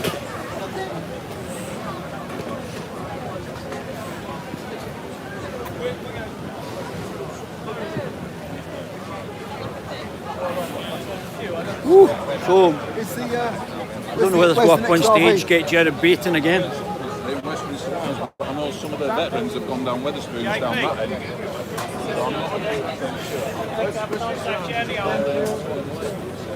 How we doing? How are we, sir? You alright? Thanks very much. Nice to meet you. Nice to meet you too. Oh, it's getting real full of news. Sorry. So, I'm going to go up. Let's go up and try and actually speak to them up on the stage. Oh, there you are there, Mr. Batten. How are we, sir? Are you well? Excuse me. Are you want to be chat? I'm sorry, I can't hear. Are you want to be chat, Mr. Batten, like we did last time? Are we doing what? Sorry. Have a wee chat on the... Is that okay? Hello, it's me. Last time I had just had a switch. Oh, where is he? Where did he go there?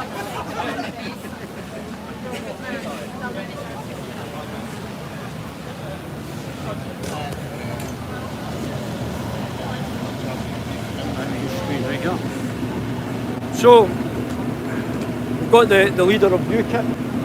There we are. And we've got the gentleman. Are you in the party? Are you in the Czech? Can you just stay back a bit? Yeah. You're in the Czech Parliament. Czech Parliament, yes. Fantastic. And what is it the party that you represent? I represent the party Freedom and Direct Democracy, Tomio Kamura. Oh, fantastic! And the guys have done really well to stand up against Angela Merkel's craziness. Oh, we don't really like Angela Merkel. Nobody with brain can really like her. So.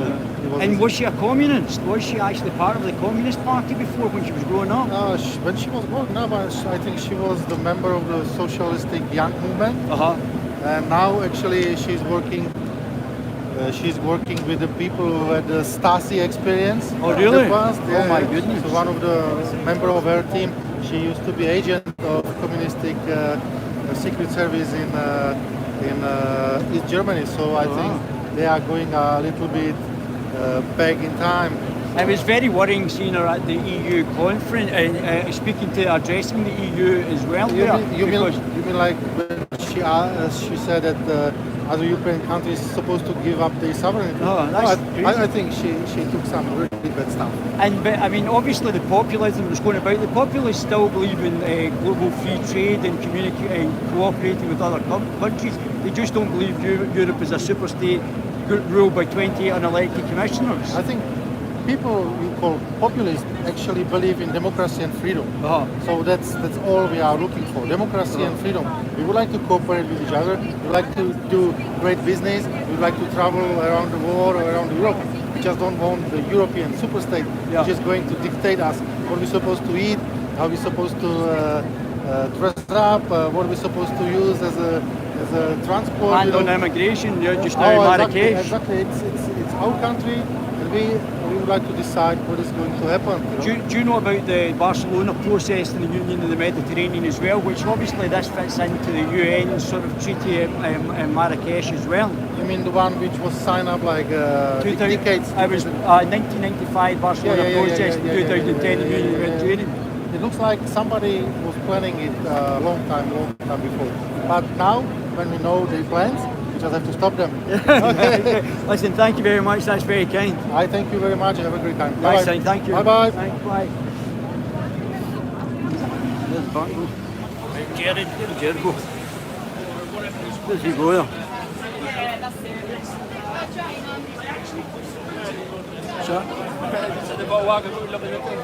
Where did Jared go? Did he escape there? So where are you going? The moon under the...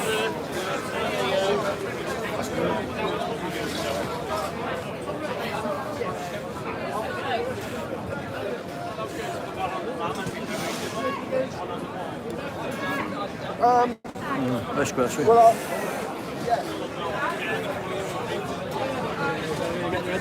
Oh, thank you. Yeah, you too, mate. Oh, sorry. Oh, sorry. Excuse me.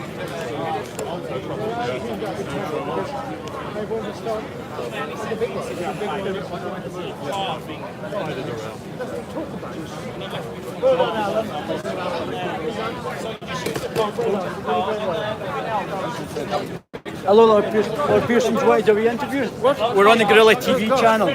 Who's this for? This is in the Guerilla TV channel. Which TV? Guerilla. Oh God, who are they? You look very frightening. That's very I'm good. gonna brush my hair. You're looking fantastic. Lord Pearson, how did you get into UKIP? Were you a Conservative and changed to UKIP? Yes, I was Margaret Thatcher's last appointment as a working peer before she was abandoned by the party, and so I've been in the Lords since 1990. But in the end, I could see that I couldn't get the Conservative Party to be sufficiently or admit to leaving the Europe or even a referendum. So I left and joined Nigel Farage and UKIP and joined UKIP. Yeah. It's a bit of a strange sort of procedure over the last week. I don't know what Nigel's thinking about. I've always had the highest regard for Nigel. I think Nigel is very strange to set up a new. There's for Britain and there's UKIP, and they said we're splitting the vote, isn't it? I don't think Nigel will do that. I think Nigel remains a good friend of mine. I hope he really wants to see the Brexit thing through, and he thinks that Gerard and me talking to Tommy and so on. What I really want to do now, and it may be a bit early, but I really want to start a national conversation about Islam. Can we talk about Islam? Can we learn about Islam?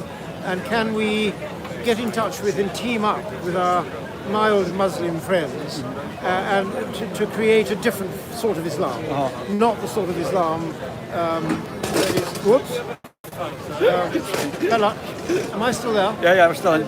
Not the sort of Islam of the jihadists and all the rest of it. And if we don't start talking about it now, we're in real trouble in a few years' time. Yes.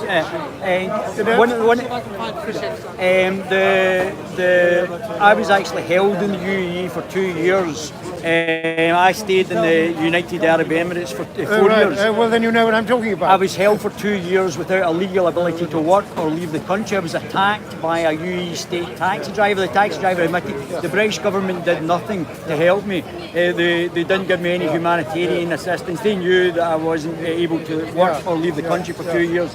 And the British Embassy did nothing. The British Foreign and Commonwealth Office have just said that they're not prepared to investigate the fact because it was outside the year, or there was only a year time barring. The time barring is just an excuse not to actually investigate properly. Well, don't forget that the Foreign Office can be exactly that. It can be the Foreign Office. To its own citizen. Thank you very much, Lord Pearson. Thank you. Thank you. Yeah. Hi there.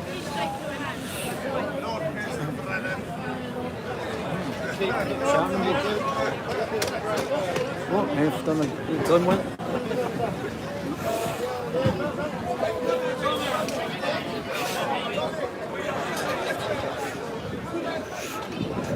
Kev, you want to have a wee chat in the Guerilla TV channel, boss?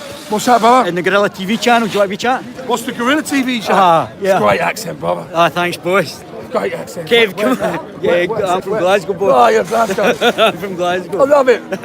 Nobody move. Come on, stand back a bit so I can get your beautiful face in. And Oh, beautiful face. I don't think... Oh, no, I know you're taking it. So, you were up in Glasgow and you didn't tell us you were coming up to Glasgow recently. How was that?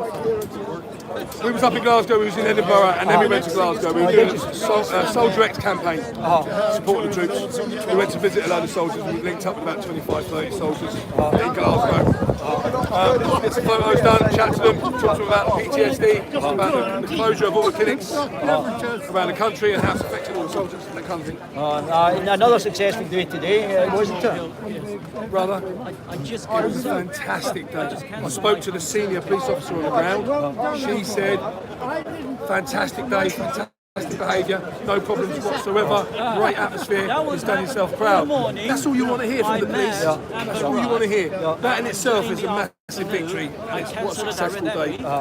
Beautiful people here, mums, dads, granddads, nans, children, disabled people, every walk of life you can think of, every race, Yeah, well, I'm dying to get a chat with Tommy as well and get a wee chat with him. I was held in the UAE for 2 years, allowed to starve on the streets. The British government did nothing after being assaulted by a UAE state taxi driver. I read the Quran in jail, so I know exactly what the Quran says as well. So he's completely right in what he actually said. I was gobsmacked at what he said, because I live with Muslims and I love them, and there were a lot of lovely people in the Middle East. But the actual the wordings in the Quran, it's more the problem with the ideology rather than the individual. Yeah, it's not a human thing, it's an ideology. And ideological problem. And it's a political, because Islam is political well, as it's well. a socio-political, it's economic, it's the whole, it encompasses everything. It's the Sharia, it's everything. I don't know why you need a book to live your life though. No, exactly, you know. And it's totalitarian, and although there are some democracies, the actual system of governance in the actual is theocratically totalitarian. It's very right wing. Actually, Islam is right wing. So it's a very unholy alliance that the extreme left and the Islamists have got just now. It's very strange.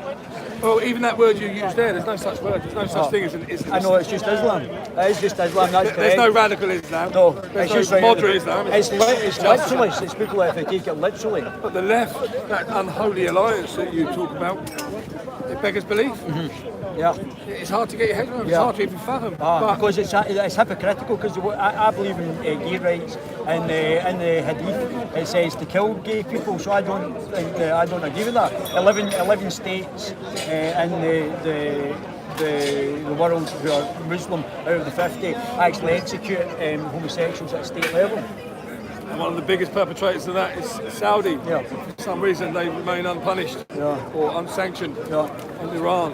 But, look, there's some lovely people. I used to go out drinking with the Saudis as well, some great Saudis, great Iranians as well, young Iranians, and they've got to live under the tyranny as well. Well, people are just people. Inherently, people are just people. If you have a policy of live and let live, which tends to be mine, but and I don't hate the haters. I have contempt for them because they hate people for not believing what they believe or not acting like they act. You know, how could you? What sort of human being wants to inflict an injury onto another human being because they don't think like they do? That's backward, brother. Well, it has happened another. I was speaking to Avi last time, and Avi said if you oppose communism or national socialism, Marxism, they're the most violent of all. Never mind the jihadis, never mind Islam. The communist regime, Marxists, they killed, murdered more than anybody. They're incredibly violent.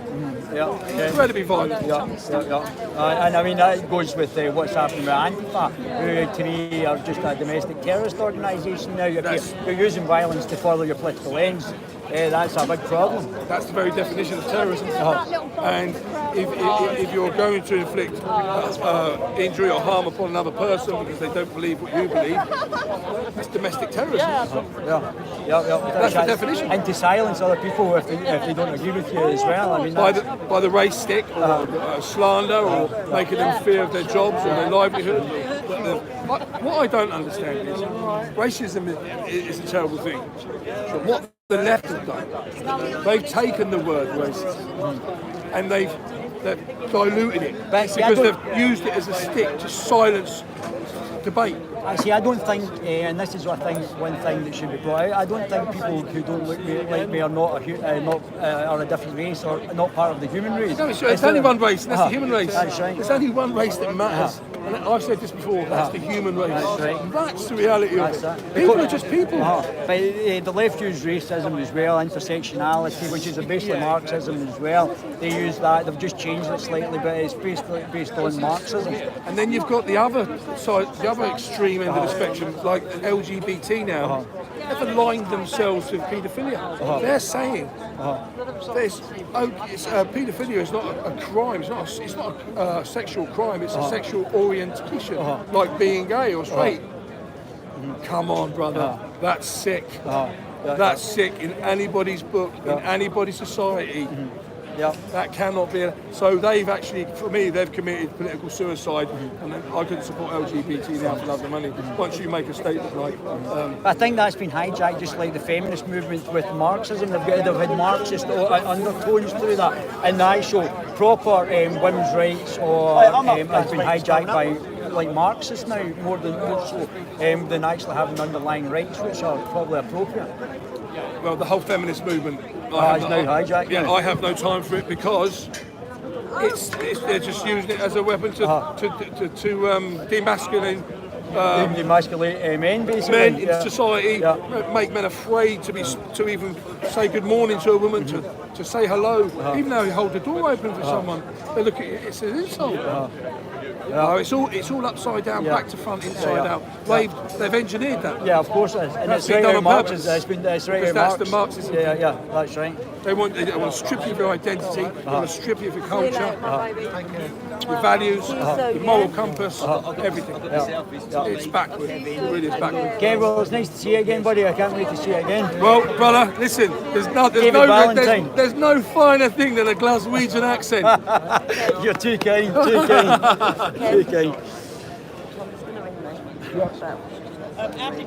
Oh yeah. 10,000. So happy days. Happy days. I enjoyed that, brother. Thanks, Kev. Thanks, buddy.